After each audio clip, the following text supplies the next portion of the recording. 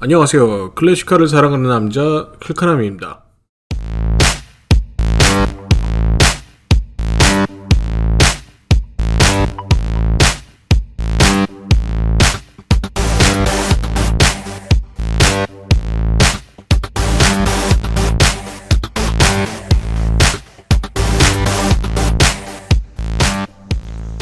자, 오늘은 클카남 거라지 데일리 드라이브 프로젝트 1985년 벤츠 380SL 조향장치 업그레이드를 보여드리겠습니다. 이 당시 SL 시리즈가 로드스터를 표방하고 있지만 이 8기통 엔진을 가지고 있고 이 차체도 상당히 무거운 차에 속하는데요. 그래서 그런지 물론 80년대 기준으로는 뛰어난 이 조향 성능을 보였지만 이 차가 오래됨에 따라서 각 부품들이 노화가 되고 조향 성능이 떨어지는 그런 것들을 느낄 수 있었습니다. 그래서 이번에 이 조향 성능을 업그레이드하기 위해서 이 조향 성능에 영향을 많이 미치는 몇 가지 부품들을 클카남이 직접 교체하여 보였습니다. 이번 작업은 이 네 가지 부품을 교체하여 주었는데요. 이 센터 링크 또는 이 드래그 링크라고 불리우는 링크와 이 센터 링크와 이 마운트를 연결해주는 이 스티어링 댐퍼를 교환하여 주었습니다.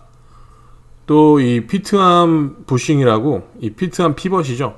이 피벗에 들어가는 이 부싱을 바꿔주었고요. 그리고 양쪽에 있는 이 타이로드 앤드 이너 앤 아우터 이 두 가지를 양쪽을 모두 교체하여 주었습니다. 이 자동차는 요즘 자동차의 렉앤피니언 방식이 아닌 이전 방식의 이 매뉴얼 링키지 방식을 가지고 있습니다. 물론 파워 스티어링이 있지만은 이 파워 스티어링 펌프가 따로 있는 그런 방식을 가진 전형적인 오래된 자동차의 방식이라고 보시면 될 것 같고요. 기본적으로 양쪽의 타이로드 엔드 그리고 이너 타이로드 어셈블리를 교체해주고요. 이 센터 링크를 새 것으로 교체해주고 그리고 이 댐퍼 교체 마지막에는 이 피벗암 부싱을 교체해주는 것으로 조향 성능을 업그레이드를 해보도록 하겠습니다. 클카남이 시청자분들에게 당부드리고 싶은 게 한 가지 있는데요. 이런 조향장치 작업이나 이 브레이크 작업은 자동차 정비에 대한 이 지식과 경험이 있어야지 하는 것이기 때문에 작업의 안전이나 사고에 대비해서 직접 자가 정비를 하는 것을 추천드리지 않습니다. 자, 그러면 먼저 이 왼쪽 타이로드 어셈블리를 탈거를 해보고 그 다음에는 반대쪽으로 해주고 이 댐퍼를 분리하고 센터 링크를 분리한 후에 이 피벗 부싱을 교체해 보도록 하겠습니다. 기본적으로 모든 자동차의 조향 장치에는 이 조인트라는 그런 부속이 쓰이는데요. 타이로드나 볼 조인트, 링키지 조인트 같은 그런 것들을 예를 들 수 있겠습니다. 이런 조향 장치에 관련된 부품들이 시간이 흐르면서 이 부품이 받는 스트레스나 열화작용 또는 이런 마모에 의해서 이 조인트들이 느슨하게 바뀌게 되는데요. 이제 그런 경우가 생길 경우에는 이 조향 성능이 굉장히 떨어지게 되는 그런 결과를 초래할 수 있습니다.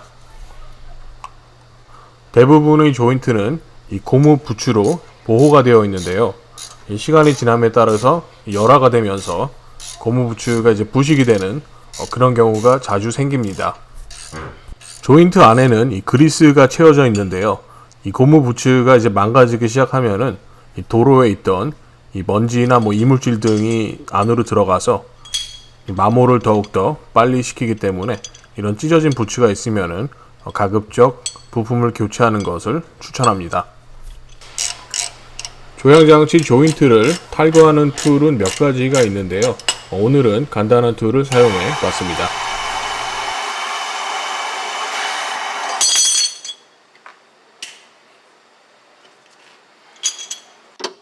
끝쪽의 타이로드를 탈거하는 데 성공했는데요. 이제는 똑같은 툴을 사용해서 이 안쪽에 있는 타이로드를 탈거하기 시작했습니다. 자, 이제 드디어 이 타이로드 링키지가 탈거가 되었는데요. 야, 이거 보다시피 유격이 너무 큽니다. 너무 이렇게 마모가 심해서 이 흔들거림도 많고 이 조향장치가 왜 이렇게 흔들거림이 있었는지 이유를 알 수 있을 것 같네요.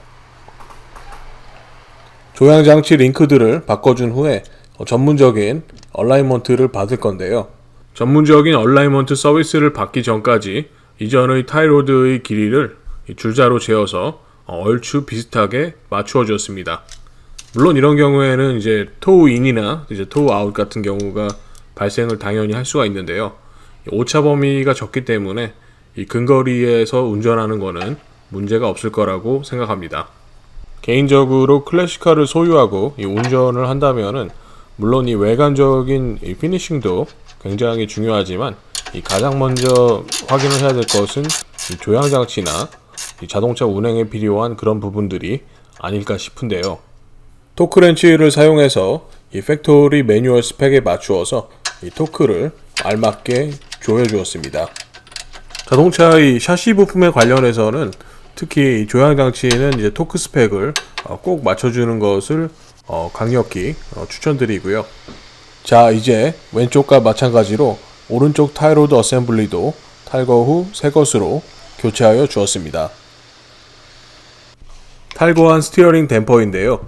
새 것은 이렇게 빡빡하게 이 유압이 있는데 한 것은 이 유압이 다 새서 거의 쇼바라고 할 수 없을 정도의 그런 상태였습니다. 센터링크 작업은 비디오 찍을 공간이 없어서 보여드리지 못하는데요.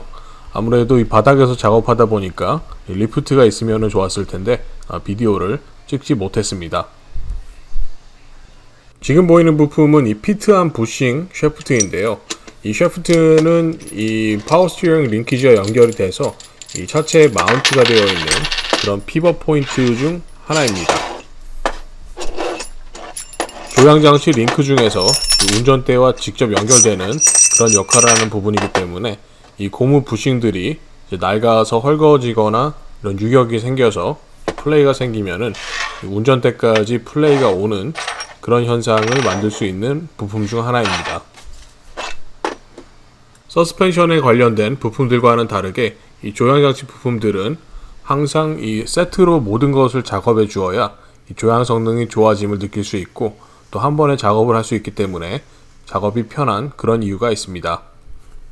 자, 이제 센터링크와 이 양쪽의 이 타이로드 어셈블리 그리고 이 스티어링 댐퍼까지 교환한 모습인데요.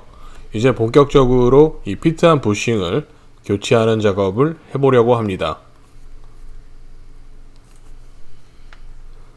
자, 이것이 피트암 샤프트인데요. 이 차는 이 피트암 샤프트가 탈거를 할 때 위쪽에 스타터 모터가 있어서 탈거가 조금은 까다로운 그런 차 중 하나였습니다.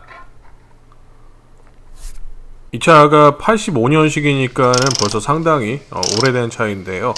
아마도 다른 이전 오너가 이 피트암 부싱을 한번 교체를 했었는지 이 토크가 굉장히 빡빡하게 조여져 있어서 좀 고생을 했습니다. 특히 남이 작업했던 차량들을 다시 작업할 때 느끼는 점은 이 토크가 너무 안 조여져 있거나 아니면 너무 세게 조여 있거나 그런 둘 중의 한 가지 케이스가 많은 것 같네요. 탈거한 피트암 부싱 샤프트를 이 새 것과 한번 비교해 볼 텐데요. 이 부싱 사이즈나 이제 모든 스펙은 같지만은 아무래도 이 오래된 부품들은 좀 수축이나 여러 가지로 좀 미약한 부분들이 생기기 시작합니다. 아무래도 그렇기 때문에 또 이런 유격이 생겨서 이 조향장치 성능의 저하를 야기하는 이유가 될 것이라고 생각합니다. 특히 조향장치에 사용되는 부싱류들은 눈으로 보기에는 멀쩡해 보여도 약간의 단차나 유격 등이 생기게 되면은 단 1mm라도 할지라도 운전대까지 느낄 수 있거나 이 조향 성능을 저하하는 것이 확실해지기 때문에 무조건 교체하는 것이 가장 이상적이라고 생각합니다. 클래식카를 오래 접하면서 조금 아쉬운 부분이 있는데요.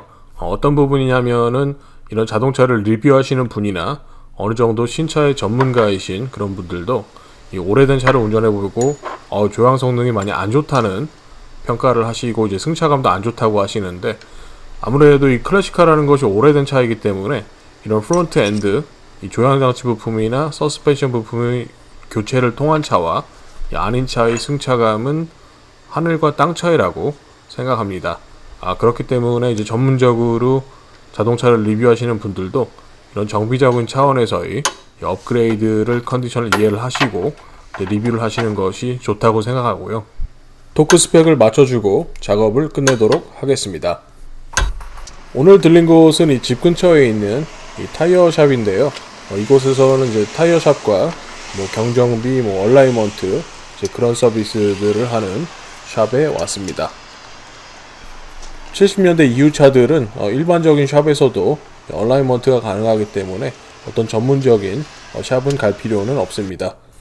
대형 샵들이 아무래도 경쟁이 있기 때문에 이 가격도 저렴한 장점이 있다고 생각합니다. 클래식카를 운용을 하면서 직접적인 뭐 수리나 복원, 뭐 정비 등을 한다고 해도 이 부가적인 서비스에 드는 이 돈도 상당히 들기 때문에 클카람이 직접 하는 이 공임과 이 부품값을 제외하고는 남들이 해주는 서비스에는 상당히 민감한 편입니다. 자, 이제 드디어 얼라이먼트 서비스가 끝나고 시운전을 해보고 있는데요. 야, 진짜 정말 자동차 이 조향 성능이란 게 이 부품을 바꿔서 이렇게 바뀔 수가 있다고 그런 것을 느꼈습니다. 이전과 그 조향 성능은 하늘과 땅이라고 말할 수 있을 정도로 이 자동차의 출렁거림이나 운전대를 돌렸을 사이의 그 플레이 이제 그런 것들이 없어졌다고 말할 수 있는데요. 특히 이 고속에서는 이 자동차의 안정감이 굉장히 향상된 그런 것을 느낄 수 있었습니다. 자, 클카남과 함께한 벤츠 380SL 업그레이드 프로젝트 재밌게 보셨기 바라고 좋아요와 구독 꼭 눌러주세요.